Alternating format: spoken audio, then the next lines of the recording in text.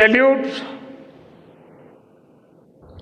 आपके परिश्रम को, सैल्यूट आपके धैर्य को। साथियों नमस्कार, मैं Rajendra Kumar news point of view से आपका स्वागत है हमारे नियमित कार्यक्रम सवाल जवाब में। आज का सवाल पूछा है भोपाल से मनीष ने।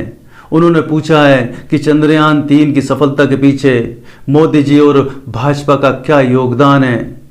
मनीष जी, वो दो महानुभाव तो जानते ही नहीं कौन है मोदी कौन है भाजपा, क्योंकि वो दोनों ज्ञानी अब इतिहास हो चुके हैं। पहले हैं हमारे देश के पहले प्रधानमंत्री पंडित जवाहरलाल नेहरू और दूसरे हैं महान भौतिक वैज्ञानिक विक्रम साराभाई, जिनके कारण चंद्रयान मिशन संभव हुआ। इधर मोदी हैं और उनके साथ भाजपा है, और भाजपा के पीछे अंधभक्तों का जुलूस है। इस अतीत जीवी जमात को जिन लोगों, नीतियों और विचारों से परेशानी है या बैर है, उसमें महात्मा गांधी भी हैं, और उनकी फहरिस्त में दो नाम भी सर्वोपरि हैं। एक है पंडित नेहरू और दूसरे हैं विक्रम साराभाई। ये दोनों दूरदृष्टि वाले विचारक थे और अपने सपने को आम जन में उतारने वाले कारीगर थे।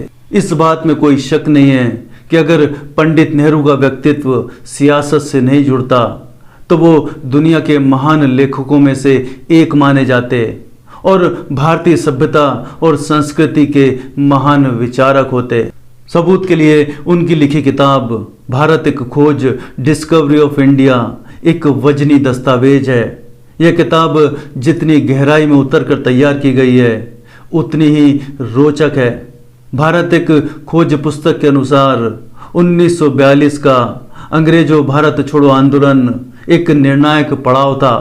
समूची कांग्रेस कैद कर ली गई थी। आचार्य नरेंद्र देव, पंडित नेहरू, गोविंद वल्लभ पंत, वल्लभ भाई पटेल, मौलाना आजाद सब एक ही जेल अहमदनगर किले में कैद थे।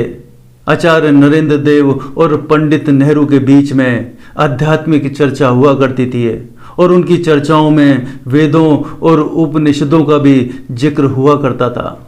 चंद्रमा मानसो जात, वैदिक शास्त्र में चंद्रमा को मन का कारक माना है। इस बात ने पंडित नेहरू के अंदर एक कौतूहल पैदा किया कि मानव मन को चंद्रमा इतना प्रभावित क्यों करता है, चंद्रमा क्या है।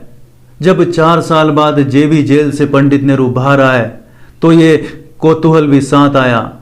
पंडित नेहरू भारत के पहले प्रधानमंत्री बने। उनको एक लुटा हुआ और तबाह देश मिला। पंडित नेहरू के सामने 2 सवाल थे।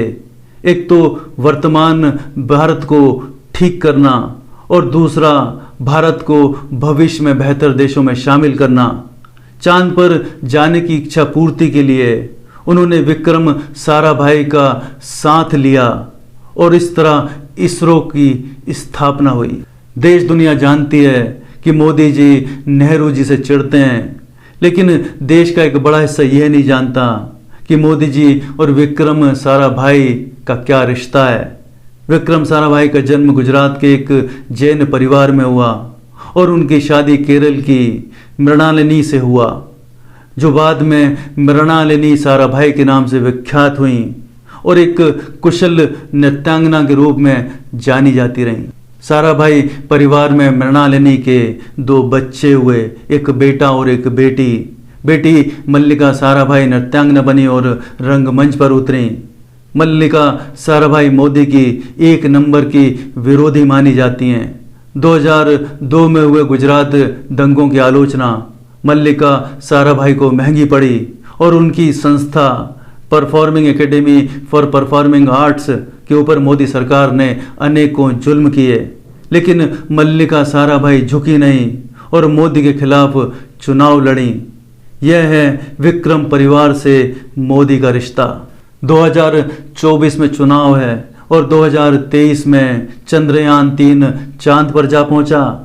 चांद पर उतरे इस पालकी का जब दरवाजा खुला तो पंडित नेहरू की सोच प्रज्ञान और विक्रम साराभाई के ज्ञान का पहिया बाहर निकला। दोनों चांद पर टहल रहे हैं। पूरी दुनिया हक्की बक्की होकर निहार रही है और पंडित नेहरू की सोच और विक्रम साराभाई के ज्ञान की चर्चा कर रही है।